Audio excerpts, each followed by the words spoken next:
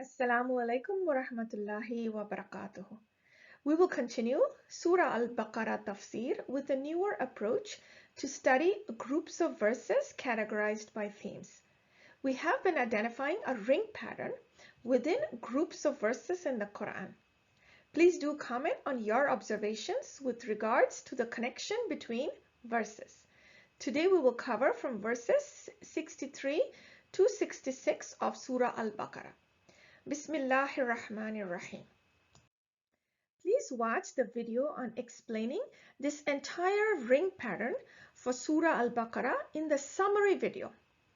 We said before a ring pattern is where you speak about a few ideas or themes, then you have a central focus point, and then you come back to speaking about those themes again, but in a different angle or perspective.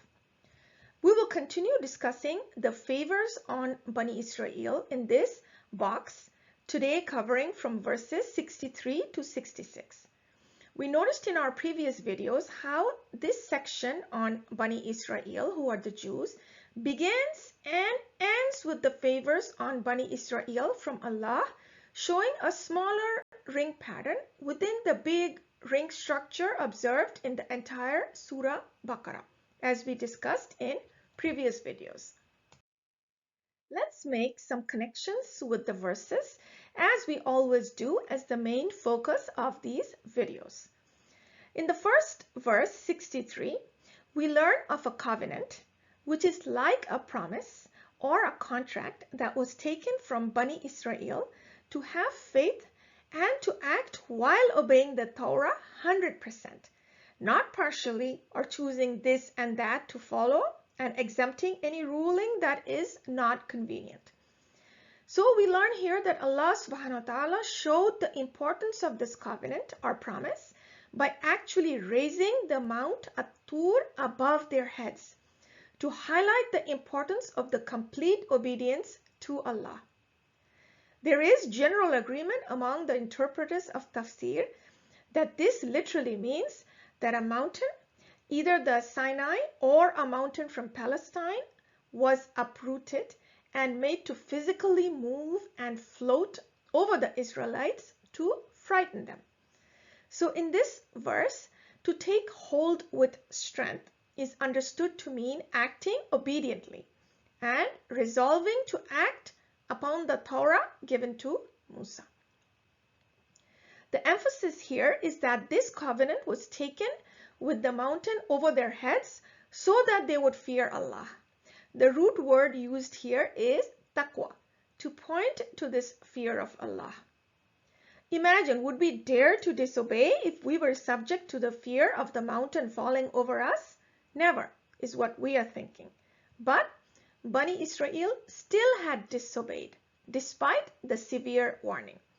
So as we see in verse 64, which highlights that had it not been for Allah's special favor on them, they would have been serious losers. So up until now, Allah did not punish them for breaking this covenant until more disobedience happens, as we will see next. Next, we learn in verse 65 of a group from Bani Israel who attempted to deceive Allah by secretly violating the day of Sabbath. Sabbath was a holy day for Bani Israel, the Jews. On this day, any kind of business dealing, such as fishing, was strictly forbidden, as mentioned in verse 65. Even in the Bible, the punishment of death is mentioned for those who violate the holiness of Sabbath and start to secretly work. And we learn from Tafsir that extra fish would appear on that day to further their test of obedience to Allah. So despite all this interaction with Allah, Bani Israel could not obey. So in the same pattern of disobedience that we have been observing, Bani Israel would secretly and openly fish and do business on the Sabbath. Now we focus on the connection of the verses. So the previous two verses mention the severe warning of raising the mountain and how they would have been losers, khasirin, if it wasn't for Allah's favor on them. And now in these verses, they become losers by the severe implementation of this punishment. How? By being made into apes.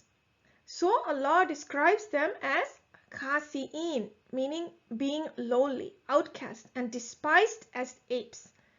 We note that this word khasi'in also sounds similar to being losers, or the khasirin mentioned earlier, making a connection between these verses where the punishment fits the direct disobedience to Allah's covenant or promises.